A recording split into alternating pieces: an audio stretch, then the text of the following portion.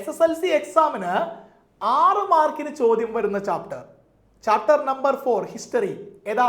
British exploitation and resistance. ഇതൊരു optional chapter ആണ്. നമ്മുടെ 7th ചാപ്റ്റർ ഉണ്ടല്ലോ, ഇന്ത്യ ആഫ്റ്റർ ഇൻഡിപെൻഡൻസ്. ഈ 2 ചാപ്റ്ററിൽ നിന്നും 6 മാർക്കിന്റെ ക്വസ്റ്റ്യൻ വരിക. അതായത് 3 മാർക്കിന്റെ 2 ക്വസ്റ്റ്യൻ കൂടി 6 മാർക്ക് ടോട്ടൽ. ഓക്കെ, ഏതൊക്കെ പോർഷൻസ് പഠിക്കണം? മോഡൽ എക്സാമിന് ചോദിച്ചെന്ന് പറഞ്ഞ് വിട്ടുകളയരുത്. ഏതാണ്? ലാൻഡ് റവന്യൂ സിസ്റ്റംസ്, ഭൂനികുതി വ്യവസ്ഥകൾ. Very very important. ഏതാ? പെർമനന്റ് ലാൻഡ് റവന്യൂ ഉണ്ട്, റൈറ്റ് വാരി ഉണ്ട്, മഹൽവാരി ഉണ്ട്.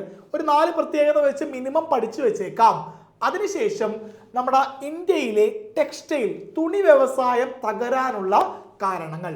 വേറൊരു പോയിന്റ് നിങ്ങൾ വിട്ടുപോകാൻ ചാൻസ് ഉണ്ട്, അത് ഞാൻ എടുത്തു പറഞ്ഞേക്കാം. വേറെ ഒന്നുമല്ല, മോഡേൺ ഇൻഡസ്ട്രീസിൽ, അതായത് ആധുനിക വ്യവസായശാലകളിൽ തൊഴിലാളികൾ അനുഭവിച്ചിരുന്ന പ്രശ്നങ്ങളുണ്ട്. അത് കൃത്യമായിട്ട് വർക്കേഴ്സ് അനുഭവിച്ചിരുന്ന അവരുടെ പ്രശ്നങ്ങളുണ്ട്, അത് കൃത്യമായിട്ട് പഠിക്കാം. പിന്നെ 1ാം സ്വാതന്ത്ര്യ സമരം നോക്കണം.